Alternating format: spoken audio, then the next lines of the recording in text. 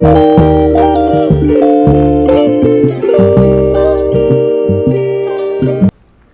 Friends, welcome back to my YouTube channel. ಎಲ್ಲರೂ ಹೇಗಿದ್ದೀರಾ? ಎಲ್ಲ ಚೆನ್ನಾಗಿದ್ದೀರಾ? ನಾವಂತೂ ಸೂಪರಾಗಿದ್ದೀವಿ. ಇವತ್ತು ಈ ಗ್ರೇವಿ ಮಾಡಿ ತೋರಿಸ್ತಾ ಇದ್ದೀನಿ. ಇದು ಚಪಾತಿಗೆ, ರೊಟ್ಟಿಗೆ, ಆಮೇಲೆ ಗೀ ರೈಸ್ಗಂತೂ ತುಂಬಾ ಚೆನ್ನಾಗಿರ್ತದೆ. ಸೋಯಾಬೀನ್ ಗ್ರೇವಿ ಇದು. ನೀವು ಒಂದ್ಸಲ ಟ್ರೈ ಮಾಡಿ ನೋಡಿ, ಯಾವ ಥರ ಬಂತು ಅಂತ ಕಮೆಂಟ್ ಬಾಕ್ಸಲ್ಲಿ ಕಮೆಂಟ್ ಮಾಡಿ ತಿಳಿಸಿ. ನಾನು ಇಲ್ಲಿ 1 ಪ್ಯಾಕೆಟು ಸೋಯಾಬೀನು ತೊಗೊಂಡಿದ್ದೀನಿ ನೋಡಿರಿ. ಇದೇನೇ ಸೋಯಾಬೀನು ತುಂಬಾ ಚೆನ್ನಾಗಿತ್ತು. ಎಷ್ಟು ಚೆನ್ನಾಗಿತ್ತು! ನಾವು ಕೈಮಾ ಸಾರು ಮಾಡ್ತೀವಲ್ಲ, ಅದಕ್ಕಿಂತನೂ ಟೇಸ್ಟ್ ಬರುತ್ತೆ. ಇದು ನಾನ್ ವೆಜ್ ತಿನ್ನದೇ ಇರೋರಿಗೆ ಈ ಥರ ಮಾಡ್ಕೊತೀನಿ. ನೀವು ನಾನ್ ವೆಜ್ ತಿನ್ನೋದಿಲ್ಲ ಅಲ್ವಾ, ಅದಕ್ಕೆ ಸರಿ ಅಂಥವ್ರಿಗೆ ನಾನು ಇದನ್ನು ಗ್ರೇವಿ ಮಾಡಿ ತೋರಿಸ್ತಾ ಇದ್ದೀನಿ. ನೋಡಿ ಹೇಗೆ ಬಂತು ನಾನು ತೋರಿಸ್ಕೊಡ್ತೀನಿ. ಇದನ್ನು 1 ಪ್ಯಾಕೆಟ್ ತೊಗೊಂಡಿದ್ದಲ್ಲ, ಬಿಸಿ ನೀರಲ್ಲಿ 1/4 ಗಂಟೆ ನೆನೆಸಿಟ್ಟಿದ್ದೀನಿ. ಅದನ್ನು 10 ನಿಮಿಷಕ್ಕೆಲ್ಲ ನೆಂದೋಗುತ್ತೆ ಅದು. ಇದಕ್ಕೆ 2 ಗೆಡ್ಡೆ ಈರುಳ್ಳಿ ಕಟ್ ಮಾಡಿ ಹಾಕ್ಕೊಂಡಿದ್ದೀನಿ. 1 ಕಪ್ಪಷ್ಟು ತೆಂಗಿನಕಾಯಿ, 1 ಇಂಚು ಶುಂಠಿ, 1 ಬೆಳ್ಳುಳ್ಳಿ ಬಿಡಿಸಾಕಿದ್ದೀನಿ, ಒಂದು 5 ಗೋಡಂಬಿ ಹಾಕ್ಕೊಂಡಿದ್ದೀನಿ. ಇದನ್ನು ನುಣ್ಣಗೆ ಪೇಸ್ಟ್ ಮಾಡ್ಕೊತೀನಿ ನೀರು ಹಾಕ್ಕೊಂಡು. ನೋಡಿ ಈ ಥರ ನೈಸ್ ಪೇಸ್ಟ್ ಮಾಡ್ಕೋಬೇಕು. ತುಂಬಾ ಚೆನ್ನಾಗಿತ್ತು. ಎಷ್ಟು ಚೆನ್ನಾಗಿತ್ತು ಗೊತ್ತಾ? ಸೂಪರಾಗಿತ್ತು. ನೀವು ಒಂದ್ಸಲ ಟ್ರೈ ಮಾಡಿ ನೋಡಿ. ಇದು ನಾನ್ ವೆಜ್ ತಿಂದೇ ಇರ್ತಾರಲ್ಲ ಅಂಥವ್ರಿಗೆ ತುಂಬಾ ಚೆನ್ನಾಗಿರ್ತದೆ.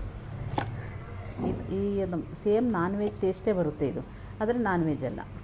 ನೋಡಿ ಇಲ್ಲಿ 3 ಟೊಮೊಟೊ ತೊಗೊಂಡಿದ್ದನ್ನ, ಅದನ್ನು ಗ್ರೈಂಡ್ ಮಾಡಿ ಇಟ್ಕೊಂಡಿದ್ದೀನಿ. ಈಗ ಮಸಾಲೆ ಎಲ್ಲ ಗ್ರೈಂಡ್ ಆಯಿತು. ಇವಾಗ ಬಂದು ಒಂದು ಕಡಾಯಿ ಇಟ್ಟಿದ್ದೀನಿ. ಕಡಾಯಿಗೆ ನಾನು ಇಲ್ಲಿ ಒಂದು 4 ರಿಂದ 5 ಸ್ಪೂನು ಎಣ್ಣೆ ಹಾಕ್ಕೊಂಡಿದ್ದೀನಿ. ಎಣ್ಣೆ ಬಿಸಿ ಆದ ತಕ್ಷಣ ಇಲ್ಲಿ ಬಿರಿಯಾನಿ ಮಸಾಲ ಹಾಕ್ಕೋಬೇಕು. ಚಕ್ಕೆ, ಲವಂಗ, ಏಲಕ್ಕಿಕಾಯಿ, ಆಮೇಲೆ ಎಲೆ ಎಲ್ಲ ಹಾಕ್ಕೊಂಡಿದ್ದೀನಿ, ಬಿರಿಯಾನಿ ಎಲೆ ಎಲ್ಲ. ಇದಕ್ಕೆ ಒಂದು ಚಿಕ್ಕ ಈರುಳ್ಳಿನ ಉದ್ದ ಕಟ್ ಮಾಡಿ ಫ್ರೈ ಮಾಡ್ಕೊತಾ ಇದ್ದೀನಿ. ನಾವು ಮಸಾಲೆನ ಫ್ರೈ ಮಾಡ್ಕೋಬೇಕು ಇಲ್ಲಿ.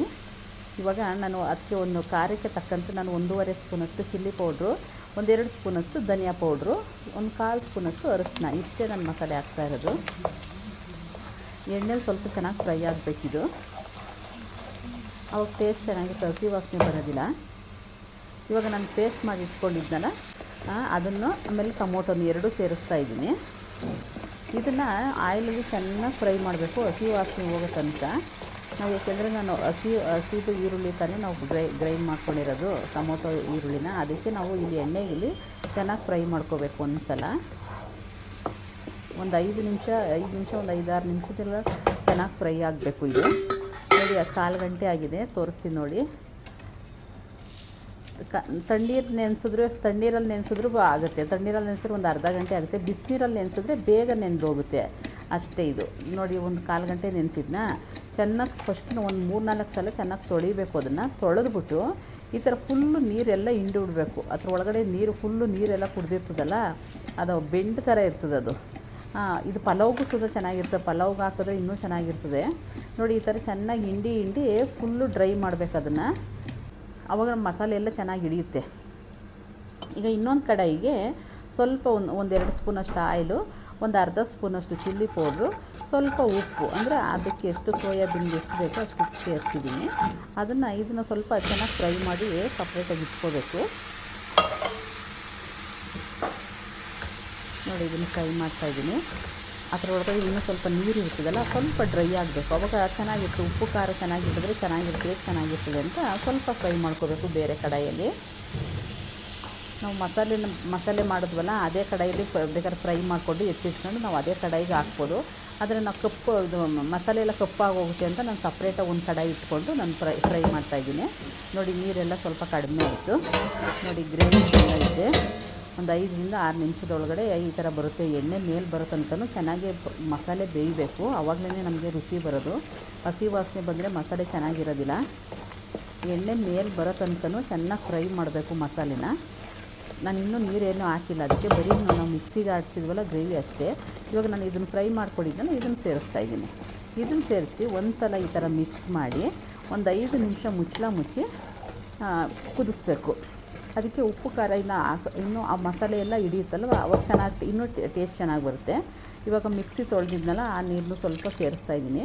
ಜಾಸ್ತಿ ನೀರು ಹಾಕೋಬಾರ್ದು, ಇದಕ್ಕೆ ಸ್ವಲ್ಪ ಗಟ್ಟಿಗಿರಬೇಕು ಗ್ರೇವಿ ಥರ. ನೋಡಿ ಒಂದು ಸಲ ಈ ಥರ ಮಿಕ್ಸ್ ಮಾಡಿ ಮುಚ್ಚಿ ಒಂದು 5 ನಿಮಿಷ ಕುದಿಸ್ಬೇಕು. ಗೀ ರೈಸ್ ಮಾಡ್ಕೊಬಿಟ್ರಂತೂ ಇನ್ನೂ ಚೆನ್ನಾಗಿರ್ತದೆ. ಪರೋಟ, ಚಪಾತಿ, ಮುದ್ದೆ ಅವಕ್ಕೆಲ್ಲ ಚೆನ್ನಾಗಿರ್ತದೆ. ನಾನ್ ವೆಜ್ ತಿಂದೇ ಇರೋರು ದಯವಿಟ್ಟು ಈ ಥರ ಒಂದು ಸಲ ಮಾಡ್ಕೊತೀನಿ. ಸೇಮ್ ಕೈಮಾ ಥರ ಟೇಸ್ಟೇ ಬರುತ್ತೆ. ನೋಡ್ತಾ ಇದ್ರೆ ಕೈಮಾ ಥರನೇ ಕಾಣಿಸ್ತದೆ. ಮಟನ್ ಕೈಮಾ ಇರ್ತದಲ್ಲ, ಸೇಮ್ ಇದೇ ಥರ ಕಾಣಿಸುತ್ತೆ ನೋಡಿ. ಆದರೆ ನಾವು ಕೈಮಾ ಸಾರು ಮಾಡಿದ್ರೆ ಇದೇ ಥರ ಮಾಡ್ತೀವಿ. ತುಂಬಾ ಚೆನ್ನಾಗಿರ್ತದೆ. ಒಂದು ಸಲ ಮುಚ್ಚಳ ಮುಚ್ಚಿ ನೋಡಿ, ಓಪನ್ ಮಾಡಿ ತೋರಿಸ್ತೀನಿ ನೋಡಿ. ಎಣ್ಣೆ ಎಲ್ಲ ಮತ್ತೆ ಮೇಲೆ ಬಂದಿದೆ. ಈ ಥರ ಚೆನ್ನಾಗಿ ಕುದಿಬೇಕು. ಆವಾಗಲೇ ಉಪ್ಪು ಖಾರ ಎಲ್ಲ ಮೇಲೆ ಹೋಗಿಲ್ಲ ಹಂಗಾದ್ರೆ ತಿನ್ನಕ್ಕಂತೂ ತುಂಬಾ ಚೆನ್ನಾಗಿರ್ತದೆ. ಅದೇ ಮೇಲಿಂದ ಕೆಳಗಡೆ ಬಂದದ್ದು, ತಿರ್ಗಾ ಮೇಲೆ ಹೋಗಿಲ್ಲ ಅಂದೆ ನೋಡಿ. ಇಷ್ಟೇ, ಎಷ್ಟು ಈಸಿಯಿಂದ ಮಾಡ್ಕೊಬೋದು ಅಂದರೆ ತುಂಬ ಈಸಿಯಿಂದ ಮಾಡ್ಕೊಬೋದು. ನೀವೊಂದು ಸಲ ಟ್ರೈ ಮಾಡಿ ನೋಡಿ. ದಯವಿಟ್ಟು ಪೂರ್ತಿಯಾಗಿ ವೀಡಿಯೋ ನೋಡಿ, ಯಾರು ಸ್ಕಿಪ್ ಮಾಡೋಕ್ಕೆ ಹೋಗಬೇಡಿ. ಹೊಸದಾಗಿ ನಮ್ಮ ಚಾನಲ್ ಯಾರಾದರೂ ನೋಡ್ತಾ ಇದ್ದರೆ ದಯವಿಟ್ಟು ಸಬ್ಸ್ಕ್ರೈಬ್ ಮಾಡ್ಕೊಳ್ಳೋದಂತ ಮರಿಬೇಡಿ. ಬೆಲ್ಲೈಕನ್ ಪ್ರೆಸ್ ಮಾಡಿ. ಪ್ಲೀಸ್ ಕಮೆಂಟ್ ಬಾಕ್ಸಲ್ಲಿ ಕಮೆಂಟ್ ಮಾಡಿ ತಿಳಿಸಿ ನೋಡಿ. ಮತ್ತೆ ಒಂದು 5 ನಿಮಿಷ ಕುದಿಸೋದನ್ನ ಎಣ್ಣೆ ಎಲ್ಲ ಮೇಲೆ ಬಂತ. ಈಗ ಲಾಸ್ಟಲ್ಲಿ ಕೊತ್ತಂಬರಿ ಸ್ವಲ್ಪ ಚಿಕ್ಕದಾಗಿ ಕಟ್ ಮಾಡಿ ಹಾಕ್ತಾಯಿದ್ದೀನಿ ನೋಡಿ. ರೆಡಿ ಆಯಿತು.